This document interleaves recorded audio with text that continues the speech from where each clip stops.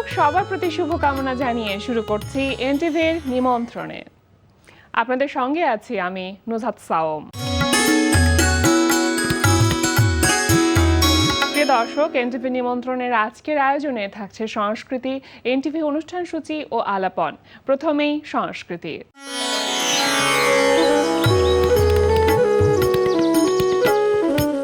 আজ থেকে স্বপ্ন দলের আয়োজনে জাহাঙ্গীরনগর বিশ্ববিদ্যালয় ও বাংলাদেশ শিল্পকলা একাডেমির স্টুডিও থিয়েটার হলে অনুষ্ঠিত হচ্ছে 3 দিন ব্যাপী নাট্যাচার্য সেলিম আল দীন জন্মোৎসব 2026। উৎসব চলবে 21 আগস্ট পর্যন্ত। বর্ষার সৌন্দর্য, প্রকৃতি ও বাংলাদেশের গ্রামীণ জীবনের নানান চিত্র শিশু কিশোরদের তুলে ধরতে ঢাকা বিশ্ববিদ্যালয়ের চারুকলা অনুষদে অনুষ্ঠিত হচ্ছে দোলন বর্ষা আর্ট এক্সিবিশন 2026। প্রদর্শনী চলবে 22 আগস্ট পর্যন্ত। লালমাটিয়ার কলাকেন্দ্রে অনুষ্ঠিত হচ্ছে আন্তঃস্রোত শিরোনামে ভাস্কর সুমন বর্মনের ভাস্কর্য প্রদর্শনী। প্রতিদিন বিকেল 4টা থেকে রাত 8টা এই সময় প্রদর্শনী চলবে 31 আগস্ট পর্যন্ত। ধানমন্ডির আলিয়াস প্রসেস দো ঢাকায় অনুষ্ঠিত হচ্ছে bridging horizons Singapore Bangladesh painting exhibition. প্রতিদিন বিকেল 3টা থেকে রাত 9টা এই সময় প্রদর্শনী চলবে 19 আগস্ট পর্যন্ত। এবার এনটিভি অনুষ্ঠান সূচি। এবার জানিয়ে দিচ্ছে এনটিভির আজ রাতের বিশেষ অনুষ্ঠানগুলির সময়সূচি।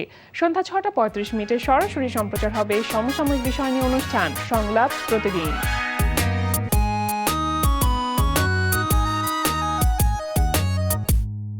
রাত 8:20 থাকছে মুসাফির রনির পরিচালনায় ধারাবাহিক নাটক ঘরে বাইরে। বিয়ে করবো কখন করলাম? তোর প্রেম করতেছো কেন? আমি অ্যাটলিস্ট আমার সন্তানের জন্ম তারিখটা মনে রাখতে চাই। ওদেরকে ব্যাংকগ্রাফট না করা পর্যন্ত আমি ছাড়ছি না।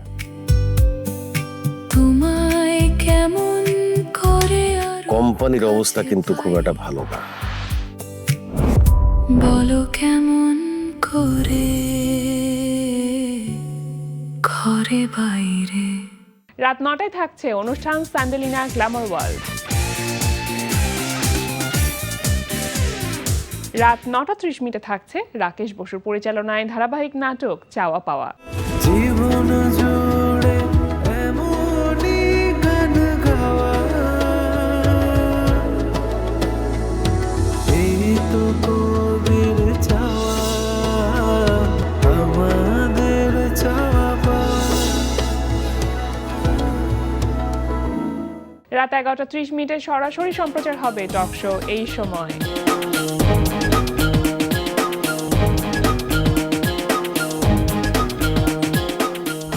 এই ছিল এনটিভির আজ রাতের বিশেষ অনুষ্ঠানগুলির সময়সূচি। এবার আলাপন। স্বপ্নদলের আয়োজনে জাহাঙ্গীরনগর বিশ্ববিদ্যালয় ও বাংলাদেশ শিল্পকলা একাডেমির স্টুডিও থিয়েটার হলে অনুষ্ঠিত হচ্ছে 3 দিন ব্যাপী নাট্যাচার্য সেলিম আল দীন জন্মোৎসব 2026। প্রিয় দর্শক, এই উৎসবটি নিয়ে কথা বলতে আজ আমাদের সঙ্গে আছেন স্বপ্নদলের প্রতিষ্ঠাতা, অভিনেতা ও নাট্য নির্দেশক জাহিদ রিপন। শুভ সকাল। শুভ সকাল। কেমন আছেন ভাইয়া? জি, ভালো আছি। নাট্যাচার্য সেলিম আল দীন জন্মোৎসব 2026 প্রত্যেক বছরই আসলে স্বপ্নদল এই আয়োজনটি করে থাকে, তো এবারও তার ব্যতিক্রম নয়। 18, 20 এবং 21 এই 3 দিন ব্যাপী আয়োজনটি একটু জানতে চাইবো এবারের আয়োজন সম্পর্কে। আর নাট্যাচার্য সেলিম আল দীনের আজ 77তম জন্মবার্ষিকী। আমাদের নাট্যগুরু, তিনি এখন অনন্ত লোকে। আমরা তার আত্মার শান্তি প্রার্থনা করি। তিনি বেঁচে থাকলে আমরা হয়তো একই সাথে উৎসবটা করতাম, এখন আমাদের দূর থেকেই করতে হচ্ছে, কিন্তু আমরা বিশ্বাস করি গুরু যেখানেই থাকুন আমাদের পাশেই আছেন। তো নাট্যাচার্য সেলিম আল দীনের এই 77তম জন্মবার্ষিকী উপলক্ষে আমরা 3 দিনের উৎসব করছি। আমরা আসলে তার প্রয়াণের পর থেকে 2008-এর 14 জানুয়ারি তিনি প্রয়াত হন, তারপর থেকে আমরা কিন্তু নিয়মিত এই তার জন্ম এবং প্রয়াণকে ঘিরে উৎসব করি, এবং এবারও আমরা 34তম বারের মতো এই উৎসবটা করতে যাচ্ছি। আপনি যেরকম বলেছেন যে উৎসবটা 3 দিনের, আজকে আমরা এই একটু পরে আমরা জাহাঙ্গীরনগর বিশ্ববিদ্যালয়ের স্মরণ শোভাযাত্রা এবং পুষ্পাঞ্জলি অর্পণ করব তার সমাধিতে। এরপরে আমাদের 20 তারিখ এবং 21 তারিখে উৎসবের দ্বিতীয় পর্ব। আচ্ছা, 20 তারিখে বৃহস্পতিবার, সেদিন আমরা আমাদের একটি খুব উল্লেখযোগ্য নাটক কাব্যনাটক চিত্রাঙ্গদা রবীন্দ্রনাথ ঠাকুরের সেটির 2টি প্রদর্শনী করব। একটি প্রদর্শনী বিকেল 5:30 এবং একটি সন্ধ্যা 7:30। পরের দিন অর্থাৎ শেষ দিন 21শে আগস্ট এবং শুক্রবার, সেদিনও আমরা নাট্যাচার্য সেলিম আল দীনের অত্যন্ত গুরুত্বপূর্ণ একটি নাটক। হরগজ। আমরা বলি যে একটি চিরায়ত নাটক হরগজ, তার আমরা দুটি প্রদর্শনী করব এবং সেটি একটি হবে বিকেল 5টায়, একটি হবে সন্ধ্যা 7:30 স্টুডিও থিয়েটার হলে। স্টুডিও থিয়েটারে, বাংলা শিল্পকলা কেন স্টুডিও থিয়েটার হলে। আর আজকে জাহাঙ্গীরনগর বিশ্ববিদ্যালয়ে যেটা হবে সেই আয়োজনটা সম্পর্কে একটু জানি, যে মূলত কিভাবে আয়োজনটি করছে। মূলত জাহাঙ্গীরনগর বিশ্ববিদ্যালয় এটি একটি সমন্বিত আয়োজন। বিশ্ববিদ্যালয় নাটক ও নাট্যতত্ত্ব বিভাগ এবং অন্যান্য দলগুলো সবাই মিলে আয়োজনটা করে। আমরা পুরাতন কলা ভবন, যেখানে নাটক ও নাট্যতত্ত্ব বিভাগ সেলিম আল দীন প্রতিষ্ঠা করেছিলেন এবং যেখানের শিক্ষার্থী আমি, তো সেখান থেকে এই শোভাযাত্রাটি শুরু হয়। সেলিম আল দীনের নাটকের বিভিন্ন গান গাওয়া হয়, তারপর বিভিন্ন সাজ পোশাক ইত্যাদি করা হয়। তারপরে আমরা কেন্দ্রীয় মসজিদের পাশে জাহাঙ্গীরনগর, সেখানে সেলিম আল দীনের সমাধি, সেই পর্যন্ত আমরা যাই। তারপর আনুষ্ঠানিকভাবে পুষ্পাঞ্জলি অর্পণ করা হয় এবং তারপরে নাট্য ব্যক্তিত্বরা সেলিম আল দীনকে নিয়ে কিছু কথাও বলেন। সবকিছু মিলে একটা উল্লেখযোগ্য আয়োজন এটি। জি, এবারে জন্মোৎসবের স্লোগানটি হচ্ছে ঐতিহ্য ধারায় সম্মুখ যাত্রী বাংলা নাট্যরথ, রবীন্দ্রনাথ সেলিম আল দীনে পায় পূর্ণতার পথ। জি, এটি আসলে কিভাবে পিক করলেন? আমরা আসলে প্রতি বছরই একটি নতুন নতুন স্লোগান আমাদের উৎসবের জন্য নির্ধারণ করি। এই উৎসবের অর্থটি হচ্ছে যে ঐতিহ্য থেকে আমাদের নিজস্ব বাংলা নাট্যরীতি শুরু হয়েছিল এবং সেটি সামনে এগিয়ে যাচ্ছে।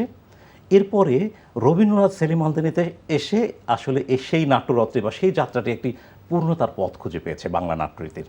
আসলে এর মধ্যে অনেকগুলো কথা আছে। কথাগুলো হচ্ছে যে আমাদের তো হাজার বছরের নাট্য ঐতিহ্য, কিন্তু সেটি আবার উপনিবেশের কারণে একটা মধ্যখণ্ডন হয়েছিল। প্রায় 200 বছরের মতো এটা বিবর্তিত হয়নি, কারণ তখন আমরা ইউরোপের নাট্যরীতি, বিশেষত শেক্সপিয়ার, যেটা ইংরেজরা যে নাট্যরীতি নিয়ে এসেছেন, সেই চর্চার মধ্যে আমরা ছিলাম, যে কারণে আমাদের রীতিটা আসলে ব্যাহত হয়েছে। তো সেলিম আল দীন বা সৈয়দ জামিল আহমেদ অথবা শ্রদ্ধা আফসার আহমেদ, এই ওনাদের গবেষণার মধ্য দিয়ে শেষ পর্যন্ত আমরা আবার নতুন করে সেটা বুঝতে পেরেছি এবং এটা শুরু হয়েছিল রবীন্দ্রনাথ থেকে। তাহলে আমাদের তিনটা হচ্ছে জায়গা, একটা হচ্ছে ঐতিহ্য, একটি রবীন্দ্রনাথ এবং একটি সেলিম আল দীন। আমরা বলছি যে ঐতিহ্যের সেই ধারাটা রবীন্দ্রনাথ সেলিম আল দীন এসে এক ধরনের পূর্ণতা পেয়েছে। এখন পর্যন্ত সেলিম আল দীনকে নিয়ে আপনারা অনেক কাজ করেছেন, মানে আমি স্বপ্নদলের কথা বলছি, অনেক কাজ করেছেন। কোন কোন কাজগুলো উল্লেখযোগ্য? আমি তো সেলিম আল দীনের সরাসরি ছাত্র এবং 17 বছর তার সাহচর্য ছিলাম এবং দলটি আসলে সেলিম আল দীনের দর্শনটাকে প্রতিষ্ঠা করার জন্য, ব্যবহারিক রূপ দেওয়ার জন্য এটি স্বপ্নদল তৈরি করা। এবং আমাদের দলের স্লোগানটাও সেরকম, ঐতিহ্য অন্বেষণে শৈল্পিক শুদ্ধতা, অর্থাৎ ঐতিহ্যের মধ্য দিয়ে আমরা শৈল্পিক শুদ্ধতায় পৌঁছাতে চাই। তো এ পর্যন্ত আমরা সেলিম আল দীনকে নিয়ে অনেকগুলো কাজ করেছি। তার দুটি পূর্ণাঙ্গ নাটকের আমরা নিয়মিত মঞ্চায়ন করি, একটি হচ্ছে হরগজ এবং একটি হচ্ছে ফেস্টুনে লেখা স্মৃতি। তার 3টি নাটকের অংশবিশেষ আমরা করেছি, একটি হলো স্বর্ণবোয়াল, একটি নিমজ্জন, একটি হাড়হাড্ডি, শেষ অসম্পূর্ণ নাটক হাড়হাড্ডি। আমরা তাকে শ্রদ্ধা জানিয়ে 5টি সঙ্গীত কোরিওগ্রাফি তৈরি করেছি। আমরা এ পর্যন্ত এবার নিয়ে আমাদের 34টা উৎসব হচ্ছে সেলিম আল দীনকে ঘিরে। সেলিম আল দীনকে নিয়ে আমরা প্রায় 20টির মতো সেমিনার করেছি। আমরা সেলিম আল দীনের দর্শন, সেলিম আল দীনের ভাবনা, এরকম নিয়ে আমরা 2টি কর্মশালা করেছি। আমরা সেলিম আল দীন পদকও প্রবর্তন করেছি, অর্থাৎ সেলিম আল দীন নিয়ে কাজ করে তাদেরকে আমরা নিয়মিত পদক দেব। সেটা শুরু হয়েছে নাট্যাচার্যের যে শিল্প সহযাত্রী নাসিরুদ্দিন ইউসুফকে দিয়ে। তো আমরা সেলিম আল দীনকে নিয়মিত কাজে অব্যাহত রেখেছি। হ্যাঁ, আমরা সেলিম আল দীনকে বলি নাট্যাচার্য, কিন্তু নাট্যাচার্যকে নিয়ে কাজ কি তুলনামূলকভাবে কম হয় বলে মনে করেন? সেটা নিঃসন্দেহে কম হয় এবং নবীন দলগুলোর মধ্যে আসলে স্বপ্নদল ছাড়া কেউই আসলে সেই অর্থে নিয়মিতভাবে কাজ করে না। এটার কারণটা কি? কারণটা হচ্ছে এই যে সেলিম আল দীন একটু দুরূহ কোথা থেকে, সেটা হলো যে সেলিম আল দীন করতে হলে এক ধরনের গবেষকের দৃষ্টিভঙ্গি দরকার, যে আমাদের হাজার বছর ধরে একটা নাট্যরীতি ছিল এবং সেটি যার উল্লেখ আমরা হয়তো ভরতনাট্যশাস্ত্রের মধ্যে পাবো, নন্দিকেশ্বর অভিনয় দর্পণে পাবো, আমাদের চর্যাপদের মধ্যে পাবো। তো সেই ধারাবাহিকতা আমাদের নিজস্ব নাট্যরীতি তৈরি হওয়ার কথা ছিল। কিন্তু দুর্ভাগ্য যে আমরা এরপর ইংরেজ উপনিবেশের অধীনে ছিলাম দীর্ঘকাল এবং পরবর্তীতে পাকিস্তান সেটিও একটি উপনিবেশ, কারণ আমার নাট্যরীতিটাকে বিকশিত হতে দেয়নি। তো তারপরে আমরা যখন ফিরে পেলাম, আমাদের ভূগোল ফিরে পেলাম, আমাদের দেশ ফিরে পেলাম, আমরা স্বাধীন হলাম, তখন আসলে আমাদের ঐতিহ্যকে অন্বেষণ করার একটা যাত্রা শুরু হয়েছে এবং সেলিম আল দীন তাদের মাধ্যমেই শুরু হয়েছে। এবং এই যে এখন সেই ঐতিহ্যের ধারারীতিটাকে তাকে আধুনিক করার প্রয়োজনীয়তা এবং পদ্ধতি, এই এতগুলো বিষয় যাদের কাছে পরিষ্কার না, অর্থাৎ ঐতিহ্য, তার ধারাবাহিকতা, মধ্যখণ্ডন, তারপরে আবার আমাদের ঐতিহ্যের সেই পুনরনুসন্ধান এবং তারপর সেটাকে, যেহেতু একটা 200 বছরের একটা মাঝখানে গ্যাপ পড়ে গেছে, সেটাকে এখন কি করে আমরা আধুনিক রুচির সমান্তরালে উপস্থাপন করব, এই গবেষণাটা একটু পরিষ্কার থাকা দরকার, যেখানে প্রচুর পঠন পাঠন, তারপরে হচ্ছে অবজারভেশন, সম্পর্কে এটা জানা। দরকার, এবং আমাদের পুরো বাঙালি সংস্কৃতিটা সম্পর্কে জানা দরকার। কারণ সেলিম আল দীন শেষ পর্যন্ত যেই শিল্প দর্শনের কথা বলেছেন, নন্দন দর্শন, সেটি হচ্ছে দ্বৈতাদ্বৈতবাদী শিল্পতত্ত্ব। অর্থাৎ দুই কিন্তু এক, অর্থাৎ একাধিক উপকরণ মিলে একটা শিল্প হচ্ছে। যেমন আমাদের পাশ্চাত্য রীতির অভিনয় যেটা, সেটা হচ্ছে চরিত্রে অভিনয়, একজন একটা অভিনয় করেন, তিনি আর কোনো চরিত্রে অভিনয় করেন না, মেকআপ গেটআপ নিয়ে সেই চরিত্র হন। এটা হলো জীবনের প্রতিভঙ্গিকরণ, একেবারে হুবহু অনুবর্তন। জি। আর আমাদের এখানকার রীতিটা হলো বর্ণনাত্মক অভিনয় রীতি। এখানে একজন গায়ন বা একজন কথক তিনি এইমাত্র বর্ণনা করলেন, আবার চরিত্রে রূপান্তরিত হলেন, আবার হয়তো আরেকটা চরিত্রে রূপান্তরিত হলেন, আবার বর্ণনা করলেন। এই যে বর্ণনাত্মক অভিনয় রীতি, এই ধারাটা বোঝা দরকার খুব ভালো করে, যেটা সেলিম আল দীনকে নিয়ে কাজ করতে হয়। জি, সেলিম আল দীন চর্চা এই সময়ের জন্য গুরুত্বপূর্ণ নিঃসন্দেহে। কিন্তু সেই জায়গাটাতে আমরা আসলে কিভাবে কাজ করতে পারি? প্রথমত হচ্ছে আমাদের ঠিক করতে হবে যে আমাদের বুঝতে হবে, অনুধাবন করতে হবে আমাদের নিজস্বতাটা কি। বাঙালি তো আজকের এই বাঙালি না, বাঙালি হাজার বছর ধরে যাত্রা, এবং 4,500 বছরের ইতিহাসে পাওয়া যায় বাঙালির। তাহলে কি করে আমার শিল্পটা আস্তে আস্তে তৈরি হলো, এই জায়গাটা এলো, এবং এই সময় সে আধুনিকতার কতটুকু আমার সাথে আমি যুক্ত করব, অর্থাৎ ঐতিহ্য এবং আধুনিকতার সম্মিলন, এটি বুঝতে হবে সেলিম আল দীন করতে হলে। এবং সেলিম আল দীনই প্রথম আমাদেরকে আমাদের সামনে উপস্থাপন করেছেন আমাদের নিজস্ব নাট্যরীতি, নিজস্ব নাট্য ভাবনা, এমনকি নিজস্ব সংস্কৃতির যাত্রা। এবং সেটা করতে গিয়ে তিনি বিশ্ববিদ্যালয়ে পর্যায়ে নাট্য শিক্ষার প্রচলন করেছেন, অর্থাৎ নাটক ও নাট্যতত্ত্ব বিভাগ ইত্যাদি, গ্রাম থিয়েটার করেছেন, ঢাকা থিয়েটার মতো একটা অসাধারণ দল করেছেন, নাট্য গবেষণার পদ্ধতি আমাদের সামনে নিয়ে এসেছেন, নাট্য রচনার পদ্ধতিটা আমাদের সামনে নিয়ে এসেছেন।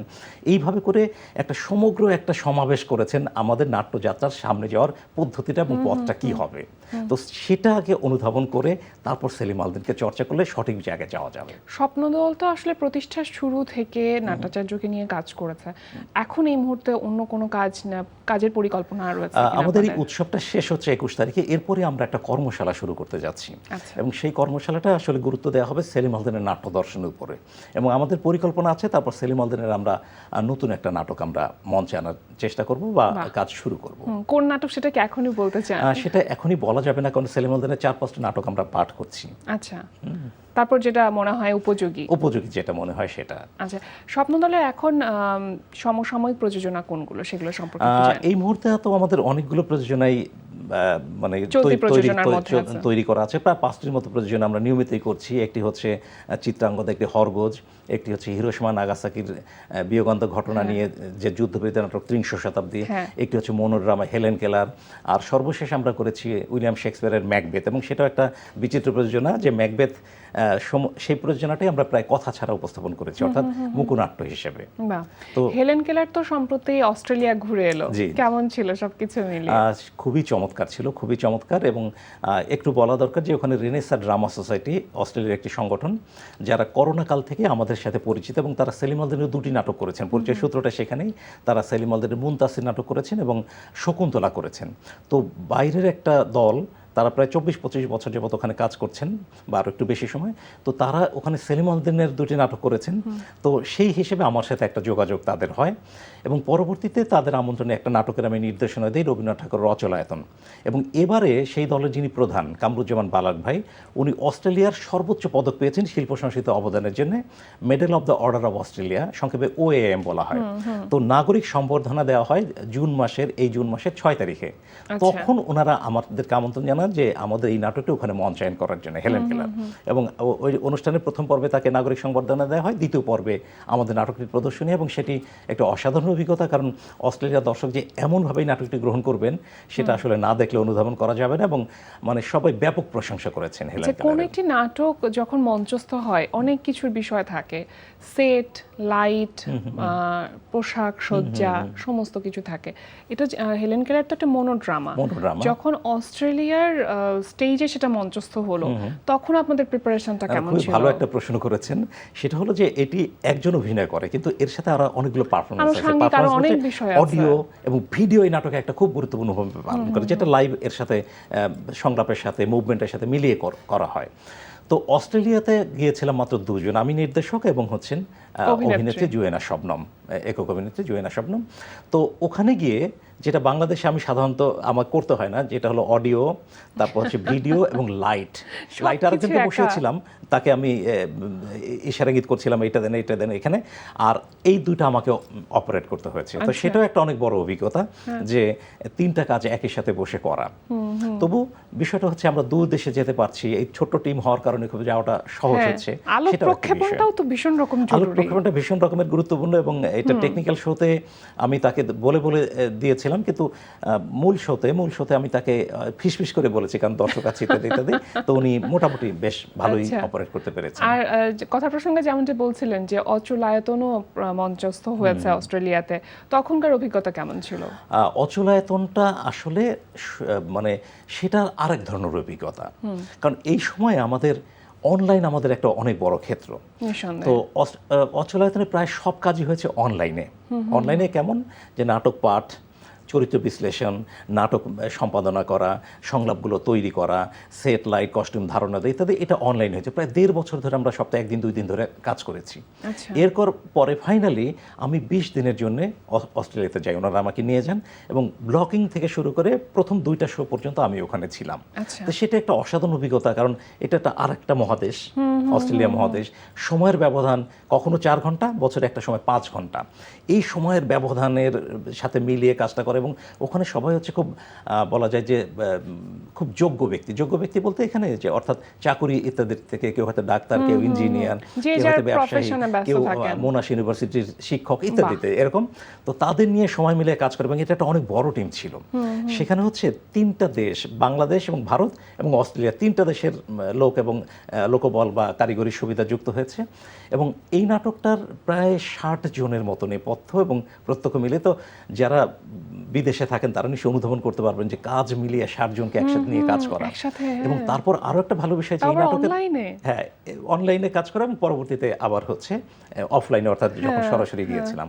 আর এই নাটকটা নির্মাণ নিয়ে একটা ফিল্ম তৈরি হয়েছে, বিয়ন্ড বাউন্ডারিজ, তৃতীয় ভুবন নামে। আচ্ছা। এবং সেটা বিভিন্ন উৎসবে পুরস্কৃত হয়েছে, বাহ। এবং এটি অস্ট্রেলিয়ার সিনেপ্লেক্সে এটা প্রদর্শিত হয়েছে বেশ অনেকদিন। এবং তারপরে এটি হচ্ছে অস্ট্রেলিয়ার যে খুব নামকরা টেলিভিশন SBS, ওখানে এখন এটা মানে অন ডিমান্ডে আছে, অর্থাৎ এটা ফ্রি, অস্ট্রেলিয়ার যে কোনো জায়গা থেকে সবাই দেখতে দেখানো পারে। হয়। ওইটা ওয়েবসাইটে ওদের রাখা আছে। কোনো মনোড্রামা আবার নতুন করে মঞ্চে আনবার পরিকল্পনা রয়েছে? আছে হেলেন আছে, কেলারের তো আছে। সাফল্য। হ্যাঁ, কিন্তু আমরা যেটা করতে চাই সেটা হলো একই ধরনের প্রযোজনা আমরা পরপর আনতে চাই না। আচ্ছা।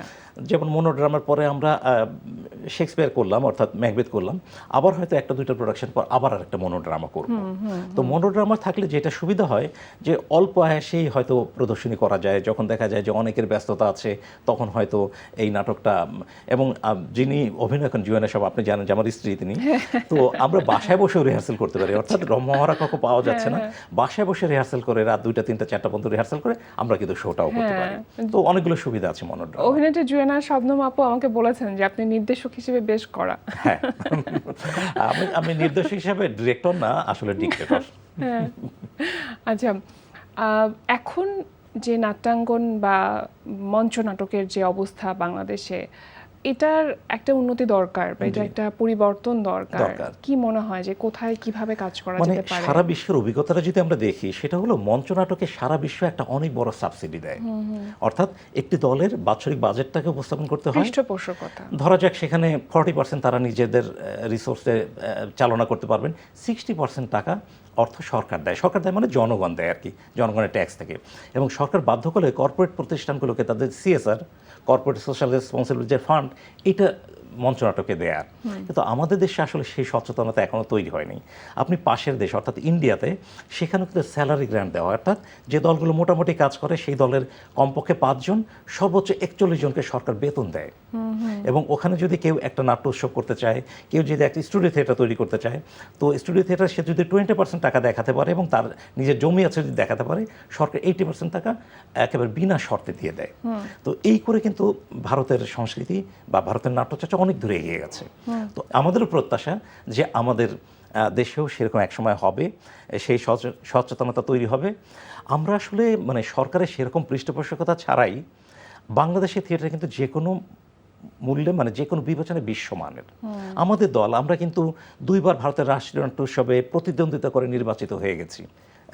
আমাদের ৩০ শতাব্দী এবং আমাদের সর্বশেষ 2024 আমাদের চিত্রাঙ্গদা ভারতের দুইটা জায়গায় প্রদর্শিত হয়েছে, ভুবনেশ্বর এবং দিল্লিতে। এবং আমাদের নাটক ৩০ শতাব্দী জাপানে প্রদর্শিত হয়েছে, ইংল্যান্ডে প্রদর্শিত হয়েছে, আর অস্ট্রেলিয়াতে হেলেন কেলার সর্বশেষ প্রদর্শিত হয়েছে, ভারতের অসংখ্য উৎসবে প্রদর্শিত হয়েছে। তো বিষয়টা হচ্ছে কি, এই নাটকগুলো মানে মানসম্পন্ন বলেই তো বিদেশ থেকে আমন্ত্রণটা দেয় বা তারা যাচাই বাছাই করে নেয়। তো এরকম অসংখ্য দল আছে যারা বাংলাদেশের বাইরে প্রদর্শনী করার সুযোগ পায়, নিয়মিতই পায়, কিন্তু সরকারি পৃষ্ঠপোষকতা সেই অর্থে কিন্তু আমরা পাই না। কিন্তু আমরা বলতে চাই যে পৃষ্ঠপোষকতা ছাড়াই আমরা এটাকে বিশ্বমানে নিতে পেরেছি। মানে এখন প্রফেশনাল থিয়েটারটা ভীষণ রকম জরুরি ভীষণ হয়ে রকম পড়েছে দরকার। এখন। মানে অর্থাৎ সরকার যদি বিবেচনা করেন বা বিবেচনা করতে পারেন যে অন্তত 20টা দলকে একটা বছরে আমরা বেতন দেব যাতে সার্বক্ষণিক থিয়েটার চর্চা করতে পারে, তাহলে আমরা দেখতে পেতাম বাংলাদেশের থিয়েটার আসলে কোথায় যেতে পারে। কারণ আমরা সপ্তাহে 2 দিন বা 3 দিন 3 ঘন্টা 4 ঘন্টা করে থিয়েটার চর্চা করি, তাতেই আমরা একটা মানে পৌঁছাতে পেরেছি। আর সার্বক্ষণিক যদি করতে পারতাম তাহলে আমরা কোথায় পৌঁছাতে পারতাম সেটা মানে শুধু ভাবা যায়, কিন্তু এখন আমরা দেখতে কল্পনা পাই করা না। যায়, সেটাই। একেবারে শেষের দিকে চলে এসেছে ভাইয়া, সবশেষে দর্শকদের উদ্দেশ্যে যদি আপনাকে ছোট্ট করে কিছু বলবেন। দর্শকের উদ্দেশ্যে বলা যে আসলে থিয়েটার চর্চাটা এই সময় একটা উল্টা যাত্রা কেমন, সেটি হচ্ছে যে এখন একটা বাজার অর্থনীতির সময়, বৈষয়িকতার সময়, কিন্তু থিয়েটার কর্ম যারা করে আপনারা জানেন যে আমরা কোনো রকম বৈষয়িকতা বা অর্থনৈতিক বিনিময়ের কথা বিবেচনা করি না, আমরা ভালোবাসা থেকে করি। তো আপনারা যদি থিয়েটার দেখতে আসেন তাহলে আমাদের আয়োজনটা সার্থক হয়। 20 তারিখে আমাদের চিত্রাঙ্গদা 2টি প্রদর্শনী আছে, 5টা এবং সন্ধ্যা 7:30, এবং 21 তারিখে আমাদের হরগজের 2টি প্রদর্শনী আছে, একটি হলো 5টা এবং একটি হচ্ছে 7:30। তো সেলিম আলদিন উৎসব এই সকল আয়োজনে আপনাদেরকে আমন্ত্রণ জানাই। আপনারা থিয়েটার দেখুন, সারা বছর থিয়েটার দেখুন, সব ধরনের থিয়েটার দেখুন, বাংলাদেশের নাট্যচর্চা অনেক দূরে এগিয়ে যাবে নিঃসন্দেহে। তেমনটাই আমরা প্রত্যাশা করছি। নাট্যাচার্য সেলিম আলদিন জন্মোৎসব 2026 যেন সফল হয় সেই প্রত্যাশা করছি। আর আজকে আমাদের আয়োজনে আসবার জন্য আপনাকে অনেক ধন্যবাদ। এনটিভির দর্শকদের ধন্যবাদ এবং এই অনুষ্ঠানের সাথে সংশ্লিষ্ট সবাইকে অশেষ ধন্যবাদ। প্রিয় দর্শক, আমরা চলে এসেছি অনুষ্ঠানের শেষ প্রান্তে। অনুষ্ঠান সম্পর্কে আপনার মতামত জানাতে মেইল করুন ntvnimontrone@ntvbd.com। বিশ্বের যে কোনো প্রান্ত থেকে যে কোনো সময় এনটিভি নিমন্ত্রণে দেখতে ভিজিট করুন আমাদের পূর্ণাঙ্গ ওয়েব পোর্টাল www.ntvbd.com। এছাড়া এনটিভি সব জনপ্রিয় অনুষ্ঠান ও খবরের আপডেট পেতে ভিজিট করুন আমাদের ইউটিউব চ্যানেল ও ভেরিফাইড ফেসবুক পেজে। সবার মঙ্গল কামনায় আজকের মতো এখানেই শেষ করছি। সবাই ভালো থাকুন, সুস্থ থাকুন, সুন্দর হোক আপনার প্রতিটি মুহূর্ত।